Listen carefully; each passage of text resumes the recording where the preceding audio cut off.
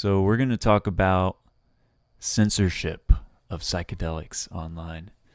So this is kind of an ongoing issue. It's recently come up, and there's this article that was written about it by Double Blind, which is a great psychedelic magazine. It says, WTF is going on with Instagram's censorship of psychedelics. Caption says, why are so many psychedelic accounts disappearing on Instagram? From harm reduction educators to industry leaders, Meta's AI is targeting the psychedelic community while allowing drug dealers to thrive. We spoke to a former Meta employee to see why this is happening. So I think part of the answer is in here. Meta's AI is targeting the psychedelic community. Obviously, AI is going to get some stuff wrong and be inconsistent because it's a robot. But in a way, they don't really have a choice but to use something like that. I'm not like making an excuse for them here. I'm just kind of saying why this is the case, because there's just such a huge volume of content being made that, you know, some stuff is going to get flagged incorrectly. But the thing is, it doesn't seem like some stuff. It's like it's way overboard. It's overzealous, you could say. And that's what this article says. So we'll read a little bit more of it. So in the next slide, shadow banned, deleted, censored. Meta's AI is targeting harm reduction educators, researchers, and even businesses in the psychedelic space. Accounts are disappearing without explanation. So that's one of the worst things that happens. And since starting my YouTube channel, I've met a few people who make content like this, like what I do. And it's almost like a rite of passage to get your channel deleted, which is so sad. And just to think that like all your years of hard work and content that you've created, like we're talking about hours upon hours, just being deleted by some AI that is not even a human being. Like that's just such a horrible feeling. And I've seen it happen to some of my friends. Their account gets deleted because they make psychedelic content. One example is this guy Micropreneur.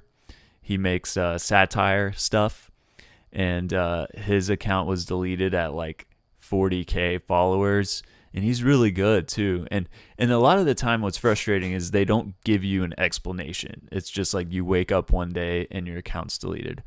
And this also recently happened with my friend Chrysanthus. Okay, so backtracking a little bit, Micropreneur had his Instagram deleted, and then Chrysanthus had her YouTube deleted, and it was for a legal mushroom. And that's what's kind of crazy about this stuff is like, not only do they not tell you why your account gets deleted, but it'll often be for totally innocuous things. It'll say in this article, but they'll even like flag lucid dreaming. Like that's so silly. Okay, let's keep going. So these are some of the accounts that got affected. So Double Blind, I don't know what this little circle with the slash in it means. Like I guess that just means they've had problems, because Double Blind obviously is still right here. So yeah, Double Blind, Psychedelics Today, these are like big accounts. Third Wave, psychedelics.com. And then a lot of smaller creators who are not on this list. So, okay, so let's go to the article. So, inside Instagram censorship of psychedelics. Speaking to a former Meta employee. When Double Blind's Instagram account was first taken down by Meta in 2021, little explanation was offered. Leading up to the account suspension, posts and stories were taken down by the platform and the profile was shadow banned, whereby an account becomes unviewable to non-followers and content receives less engagement. The decision is based on our guidelines on regulated goods. One of the many takedown notices says, when Double Blind tries to contact Meta, explaining that they had carefully read its guidelines, never violated them, and are a legal media company registered in California, no explanation was given for what they did wrong. More than once, Double Blind's account mysteriously reemerged after days of nail-biting anxiety, but for many other psychedelic industry figures and media organizations, they may never return. Yeah, that's one of the worst parts of all of this, is just that feeling of not being in the dark. It's like that feeling when you have some kind of issue you want to work out and you really want to talk to a human being, and you're stuck on some kind of robotic call and just like going in circles, and you're just like, you want to yell at the thing and be like, give me a human. It's kind of like that, but it's your entire life's work on the line. So little by little, a trend has become noticeable among double blind's punished posts. Perhaps unsurprisingly, those that incur Meta's wrath generally appear to relate to the consumption of psychedelics, no matter that they are usually framed around important harm reduction advice to help keep people safe. Other miscellaneous posts bit the dust, too, with reasons remaining opaque. So that is a big part of it, too. If they have any suspicion that you're talking about the consuming of psychedelics, that's usually what leads to problems down the line. And that's really hard as a creator in this space, because you want to make videos and titles that are searchable. So it's like the most obvious thing is like LSD trip report or something like that.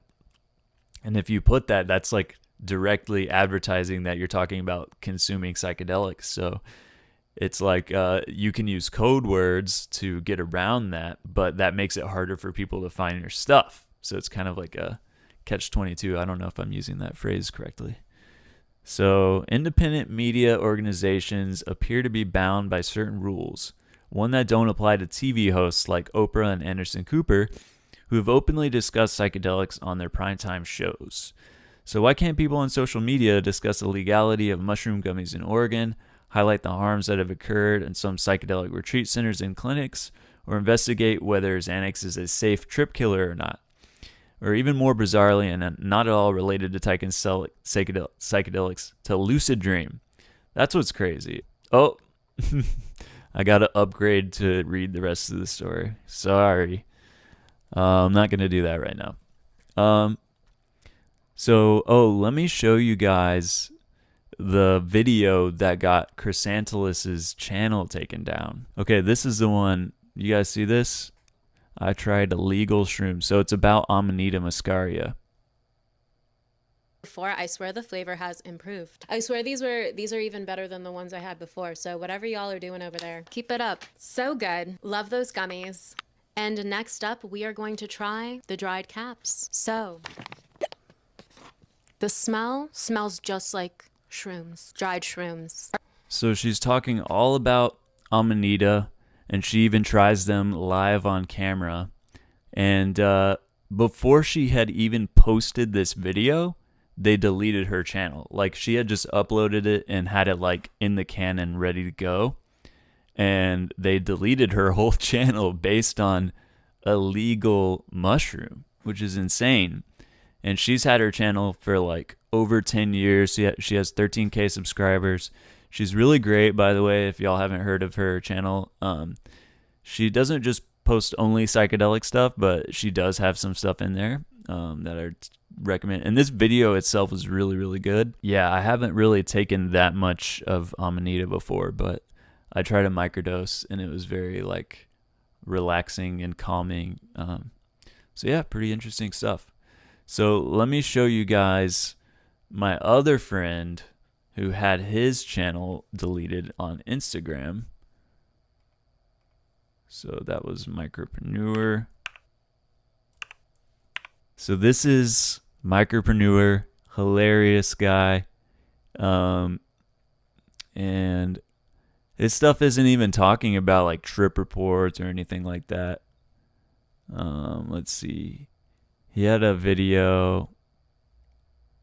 Oh, he actually reposted this exact article. Let's see what he said. He said, "Stoked to be part of today's featured story for Double Blind. Remember when IG deleted me at 25K with no warning? Since then, I've been invited to South by Southwest twice, Harvard Law School, featured in Rolling Stone, Forbes, Wired, Vice, and more for the exact body of work that Instagram banned me for, and I'm still here." Okay, that's badass. Respect. But that just goes to show you how it's like we're in such a weird gray area right now in society where on one hand you could be banned for talking about this stuff, have your entire channel deleted, and then on the other hand, be invited to like mainstream platforms to talk about the exact same thing. And the reason you're getting banned is just because of some AI system that is overzealous and too ham-fisted in their regulation. So, and then like the article said earlier, you can get it back, but it's just not guaranteed. Yes, kind of terrifying. But Terrence McKenna actually had this one thing that he said where someone asked him like, why don't you think the FBI has gotten you yet? And he said, I think it's because I use big words. Because with Tim Leary, he used like a simple catchphrase that was at like a 3rd grade level. Turn on, tune in, drop out. And that's kind of like a rallying cry that goes against the societal norms. But Terrence McKenna is over here talking about the concrescence of the eschaton. And it's like, what's your NSA agent who's eavesdropping on you? What are they going to make of that? You know, like it might go over a lot of people's head. So that's more or less the approach that I like to take. Like I like to get into the nitty gritty of psychedelic stuff and talk about like the esoteric links and like kind of the implications, as Terrence would say. And then I'll only mention, you know, taking substances in passing. So that's kind of my approach. So let me see if I can show you guys. He had a reel that went pretty viral recently. I'm going to try to show it to you guys. It's about like ketamine yoga or something. Oh, here it is. Namaste, everyone. Welcome to Ketamine Yoga. Here's your dissociative anesthetic that's being used off-label, apparently for spiritual enlightenment. We're going to start off in extended child's pose. Have I been here 30 minutes or 30 lifetimes? It's impossible to tell. The linear flow of time has been irrevocably distorted. Next up, we'll do a vinyasa flow, which hits quite differently in the K-hole. More of a discombobulated, angular, glacially paced series of movements than what we would traditionally consider a flow. Help. I'm actually frozen like this. Let's meet in Warrior 2. Pretty ironic that ketamine was used as a field anesthetic in various wars. And yet here we have co-opted it into the peaceful Warrior 2 yoga flow. It's getting quite difficult to explain anything anymore. Why don't we all just take an extended Shavasana and trip out for a while? These are exciting times when we can mix and match cherry-picked elements of ancient traditions with modern synthetic molecules. Namaste.